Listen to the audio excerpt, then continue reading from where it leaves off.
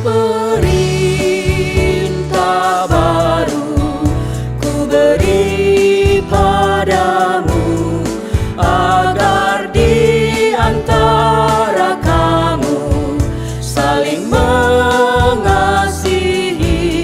sama seperti aku mengasihimu. Sehingga orang akan tahu engkau muridku, jikalau saling mengasihi. Sehingga orang akan tahu engkau muridku, jikalau saling mengasihi.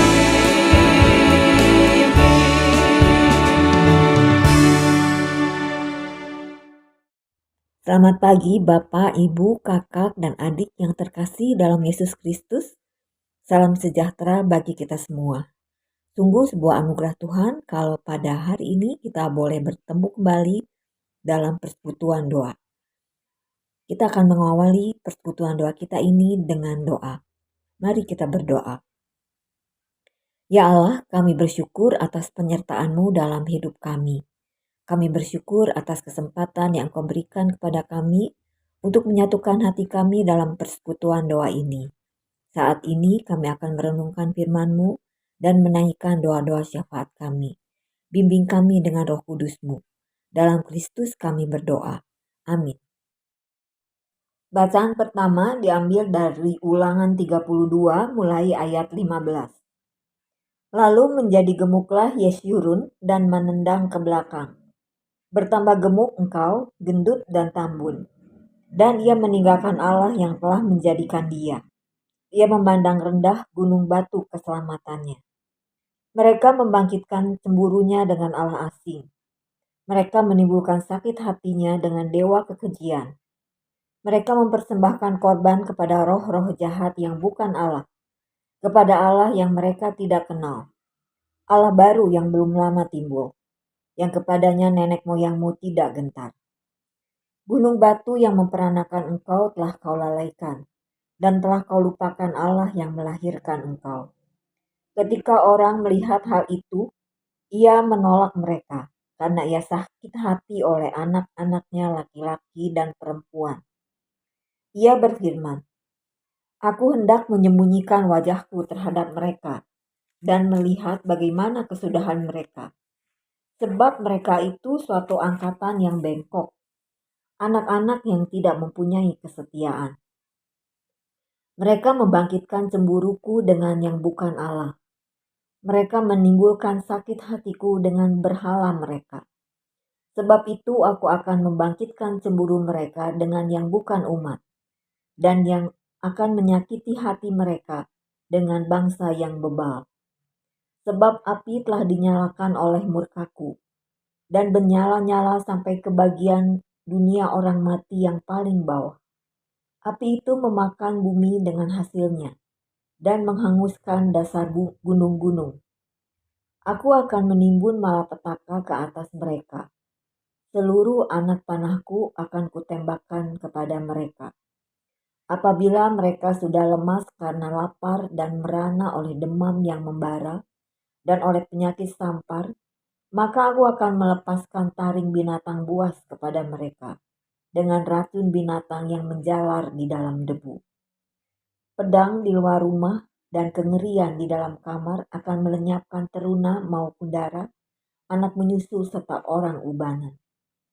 Seharusnya aku berfirman, aku meniupkan mereka, melenyapkan ingatan mereka dari antara manusia. Tetapi aku khawatir disakiti hatiku oleh musuh. Jangan-jangan lawan mereka salah mengerti. Jangan-jangan mereka berkata, tangan kami jaya, bukanlah Tuhan yang melakukan semua ini. Demikianlah firman Tuhan. Bacaan kedua diambil dari Lukas 9 mulai ayat 21. Lalu Yesus melarang mereka dengan keras supaya mereka jangan memberitahukan hal itu kepada siapapun. Dan Yesus berkata, Anak manusia harus menanggung banyak penderitaan dan ditolak oleh tua-tua, imam-imam kepala, dan ahli-ahli Taurat, lalu dibunuh dan dibangkitkan pada hari ketiga.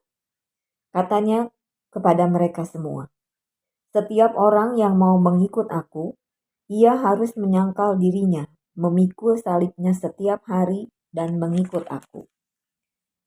Karena barang siapa mau menyelamatkan nyawanya, ia akan kehilangan nyawanya. Tetapi barang siapa kehilangan nyawanya karena aku, ia akan menyelamatkannya. Apa gunanya seorang memperoleh seluruh dunia, tapi ia membinasakan atau merugikan dirinya sendiri? Sebab barang siapa malu karena aku dan karena perkataanku, Anak manusia juga akan malu karena orang itu, apabila ia datang kelak dalam kemuliaannya dan dalam kemuliaan Bapa dan malaikat-malaikat kudus. Aku berkata kepadamu, sesungguhnya di antara orang yang hadir di sini, ada yang tidak akan mati sebelum mereka melihat kerajaan Allah. Demikian firman Tuhan. Di usia yang semakin bertambah, kita menyadari bahwa fungsi organ tubuh dapat merosot. Kita berupaya menjaga pola makan, beristirahat, dan tidak lupa rutin memeriksakan kesehatan tubuh secara berkala. Kita pun menyadari bahwa kesehatan yang utuh bukan hanya tentang fisik.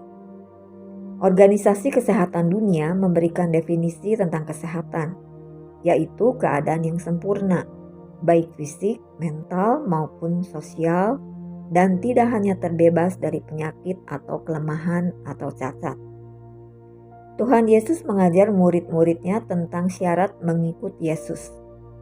Tuhan Yesus menyinggung tentang kehendak manusia yang ingin mendapatkan seluruh dunia, tetapi sebenarnya hal itu hanya akan merugikan dan membinasakan diri.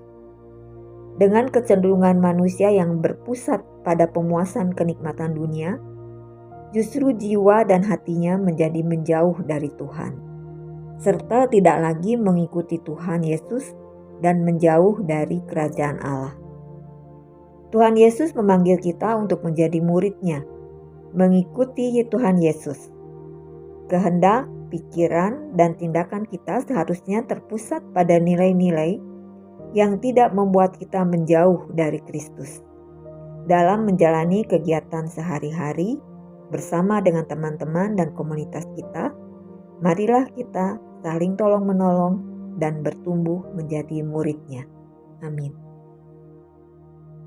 Ya Bapak, saat ini kami mau berdoa untuk jemaat yang sedang sakit atau lemah tubuhnya, yaitu Bapak Yusuf Aceng, Ibu Lina Nur Cahyani, dan bagi jemaat yang lainnya yang tidak kami sebut namanya. Tuhan yang akan selalu memberikan kekuatan, kesabaran, agar mereka selalu berharap kepada Tuhan, dan selalu sabar menghadapi segala penyakit yang dideritanya.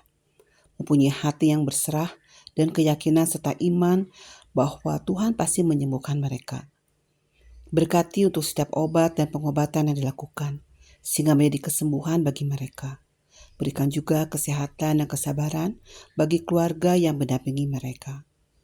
Tuhan, serta juga untuk jemaat yang ulang tahun dan bersuka cita, karena Tuhan telah anugerahkan kehidupan kepada mereka untuk mereka jalani, yaitu Bapak Isu tadi, Bapak Ruli Hasitongan Sijabat, Bapak Henry Sabar Manulang. Tuhan berkati untuk kehidupan yang mereka jalani, baik pekerjaan, usaha mereka, sehingga mereka selalu mengandalkan Tuhan di dalam kehidupan yang mereka jalani. Berikan juga kesehatan dan berkat Tuhan yang selalu melimpahi kehidupan mereka, sehingga mereka selalu mengandalkan dan selalu berjalan bersama Tuhan di dalam kehidupannya. Ya Bapa, saat ini juga kami mau berdoa untuk gereja yang kami cintai, yaitu GKI Sudirman. Tuhan sertai untuk jemaat, untuk berkati dengan kesehatan dan berkat yang melimpah. Sertai juga untuk jemaat yang para lansia, Tuhan juga akan memberkati kehidupan mereka di masa tuanya. Tangan Tuhan yang akan menopang, memelihara kehidupannya. Serta juga untuk Pak Pendeta Yosafat beserta Ibu Ola. Tuhan juga akan berkati kehidupan keluarga mereka sehingga mereka dapat selalu mengandalkan Tuhan di dalam kehidupannya. Dan serta juga untuk para majelis, aktivis, Tuhan berkati semuanya sehingga mereka semua dapat melayani Tuhan dengan sukacita. Kami berdoa juga untuk pergumulan pribadi kami.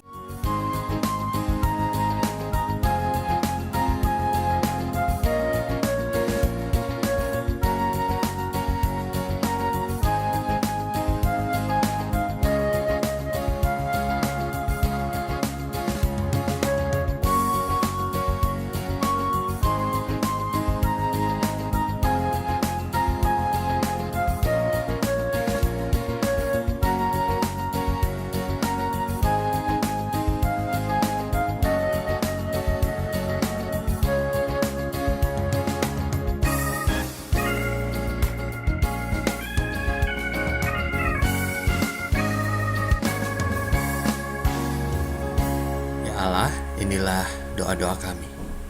Jadilah seturut kehendak-Mu dan kami serahkan hidup kami sepenuhnya. Di dalam Kristus kami telah berdoa. Amin. Kita mengakhiri dengan bersama bernyanyi doa Bapa kami. Bapa kami yang ada di sorga, dikuduskanlah nama-Mu, datanglah kerajaan-Mu, jadilah kehendak-Mu di bumi seperti di sorga.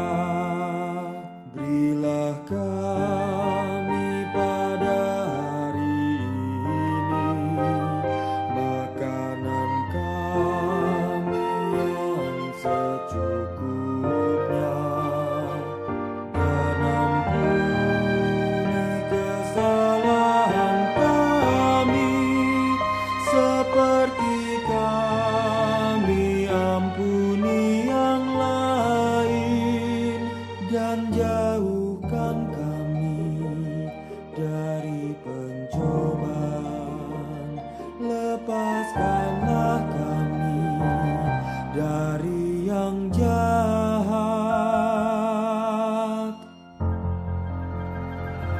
Sebab